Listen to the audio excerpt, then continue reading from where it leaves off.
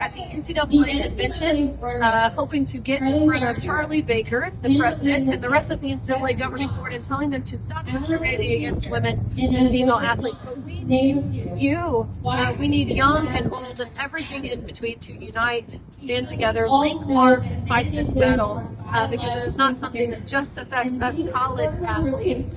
This is something that should be a concern of every single woman, really every single person in the United States and across the world. So we need you, young people, high school students, now more than ever. Well, ladies and gentlemen, welcome back to the channel. It's your boy JD. I hope you're all doing well. I hope you've all had a great start to your weekend. In this episode, as you've all seen, I'm going to be talking about the recent NCAA Convention that took place in Phoenix, Arizona, where they were planning to honor 30 exceptional female athletes. Woman of the Year. I'm surprised they didn't just hand that to Lia Thomas. But something happened at this convention that I think a few days ago a lot of people probably weren't expecting, and that was Riley Gaines and other women turning up, protesting, calling for the NCAA president Charlie Baker to change the policies, obviously centered around males identifying as women and competing in their sports, because obviously, ladies and gentlemen, we still live in this world where people just can't see how unfair it really is and how it goes against the reality that we all live in. It's a great time, it really is. Now, before I carry on with this one, if you could, make sure to leave a like rating, as it really helps out the video. If you're new, hit that subscribe button. We're getting closer and closer to 60k. Turn on bell notifications, comment on this video, share this video, and let's get into this article. Turning Point USA go on to report Riley Gaines, Paula Scanlon protest NCAA Convention, women's sports are for women. Charlie Baker, who took the reins as NCAA president nearly a full year ago, has had ample opportunity to decry inexcusable athletic policies, which in 2022 allowed a lackluster male swimmer turned transgender identifying athlete Lia Thomas to dominate the female field in his final year at the University of Pennsylvania, earning him a nomination for Woman of the Year. What? Baker, however, has sidestepped the national debate regarding women's sports in favor of a moderate approach. Yeah, you know what? We need to stop this moderate and kind approach, because this issue is destroying women's sports. It's taking opportunities, places, awards away from them.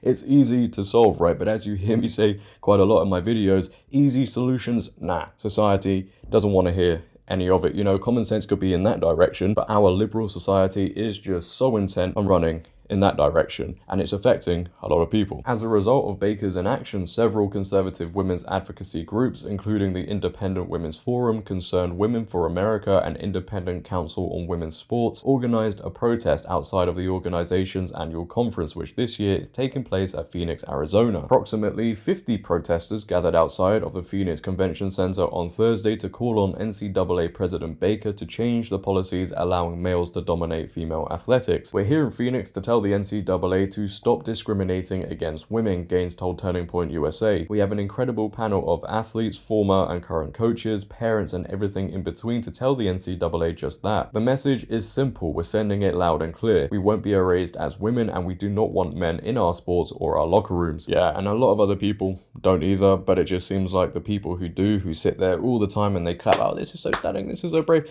Yeah, those people unfortunately just have all the control. Now, I have a few clips to show you guys with everything taking place at this convention. You'll see signs everywhere. Riley Gaines giving a speech, obviously, going up to representatives of the NCAA and handing them a petition signed by many people, asking them, hey, look, change needs to happen and it must happen now. You'll see mothers of a swim team giving their story of their daughters having to share a spot with a male athlete, and much more. But the first clip I want to show you guys is posted by the Concerned Women for America, and they go on to say this: hey NCAA, it's time to stop discriminating against women, making our message clear out here in Phoenix today that women's sports are for women only. They attach a short clip of Riley Gaines giving a speech. After that's played, the rest will follow. Take a watch.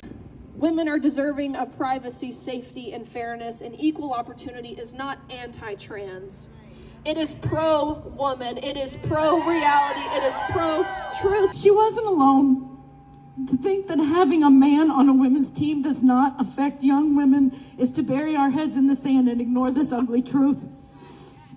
The hell that these girls went through has affected them physically, mentally, emotionally, spiritually. My daughter has shared with me that she was so upset and so nervous after having a discussion with some of her teammates that she became physically ill. So anxious, so nervous, that she threw up so violently that the contents of her stomach didn't just come out her mouth, but through her nose and hit the back of the bathroom wall. That is just how ferocious and aggressive a level of emotional, physical turmoil that this took on her. She knew full well that she was saying was honest and real emotion, and it was a legitimate concern, but she also knew that the NCAA would do absolutely nothing to protect her and her teammates. Bouts of insomnia, depression, and feeling defeated, worthless, and guilt followed, all because they wanted a fair playing field on which to compete. I barely recognized my daughter after a couple weeks. She lost noticeable amounts of weight. Her eyes were dark, her cheeks were hollowed, her posture had changed, her head hung low. She was staring at her feet and not looking up and forward anymore. This was not the kid that I had sent to Roanoke College.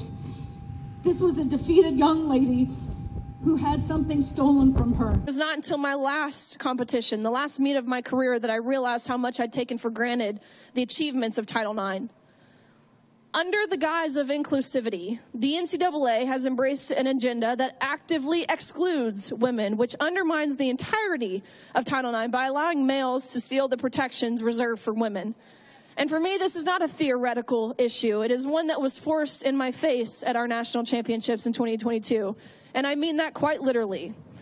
By now, my story is well known. My senior year, we were forced to compete against Lia, formerly Will Thomas, a mediocre male swimmer who swam 3 years prior, competing on University of Pennsylvania's men's team before switching to the women's team. At that 2022 national championship, we raced and tied down to the 100th of a second in the 200 freestyle. But I was denied the trophy. As the NCAA said it was necessary, the trophy was in Thomas's hands when photos were being taken, reducing everything that we had worked our entire lives for down to a photo op. Women's sports! Save women's sports! Save women's sports! Save women's sports! Save women's sports! Save women's sports! Save women's sports! Save women's sports! We're dedicated to protecting women and upholding and fighting for our rights and our opportunities and for equal opportunities. We also have here a petition that we garnered over 70,000 signatures. Okay. Over 500 Olympians. Some important names to include Martina Navratilova. We have Donna De Verona. Some really, really awesome and incredible women. We have another petition or a demand letter in here. We wanted to share with you guys. We were here last year. We did the exact same thing. I was one of the NCAA nominees for NCAA Woman of the Year from University of Kentucky. Yes. We feel as if that our voices are not being heard. That is the objective. That is why we are here. That is why we are chanting. We want to be let into the conversation.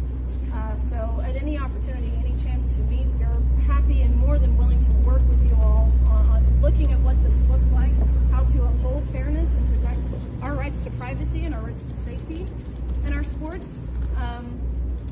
So many people here benefited from Title IX and saw the effects of what this means, how this has propagated us, not just, of course, within our athletics, but really into our lives, whether that's with our personal relationships or into our careers. Being beneficiaries of Title IX, we're strong proponents of it and protecting it, of course, for its original intent. We wish that President Baker was out here. We saw how President Emmert has handled these issues. I know President Baker testified before the Senate a few weeks ago that changes are being made, that changes have been made, but that's not what we're seeing. We're still seeing the NCAA continue to discriminate against women on the basis of our sex. It's happening in just about every sport, every level, every division, every state. And again, that's why we're here. Yeah, amazing scenes, right? It would have been great to see maybe more people perhaps turn up, but hopefully somehow, some way, this makes the NCAA really look at themselves and make the change that is needed, because I'll be honest, I don't know how these people sleep at night.